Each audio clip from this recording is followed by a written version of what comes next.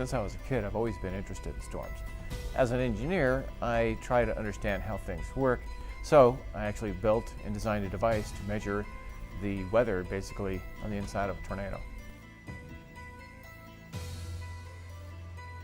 The United States, on average, gets about 1,200 tornadoes per year. And the reason is because of its unique geographic location. You got the Gulf of Mexico off to the south, and these storm systems, as they pass through, draw this Gulf moisture as water vapor. It comes right up through the Midwest. And springtime generally reflects what we call a very active jet stream. And it brings this very powerful winds that just comes right across the Midwest. That in combination allows these big storm systems to develop, and of course wind shear is a very powerful ingredient for tornadoes.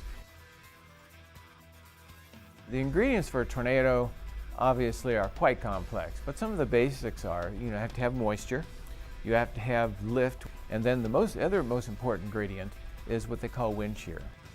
And shear creates these big horizontal rolls in the atmosphere.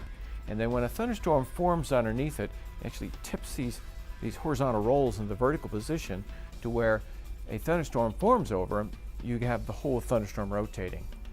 Those final processes are what we're trying to study. What's bringing the rotation finally all the way to the ground. And that's really one of the biggest mysteries of tornado formation. It's very difficult to forecast where a tornado is going to be. When we're actually in the field waiting for thunderstorms to develop, we use what they call visible satellite imagery. This is basically a picture from space showing the best areas, what we call instability. And that's how and where we are able to target these storms that are developing. Ground-based radar can't even see these storms develop, but satellite can. Satellites also detect what we call boundaries. These boundaries left over from old thunderstorms become the focus of new thunderstorms during the day and actually enhance the tornado potential. Visible satellite technology allows us to identify this, which otherwise would be going totally unnoticed and undetected.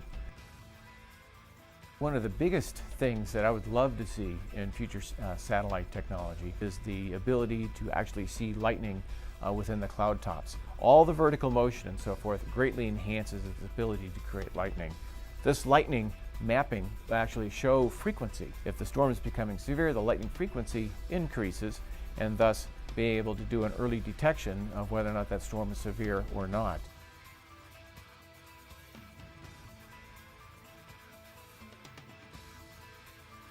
If we knew more about tornado genesis and structure, and we're able to stretch that warning out to 20 or 25 minutes. Right now, the average time is about 15 minutes or so. That gives people more time to prepare and seek shelter.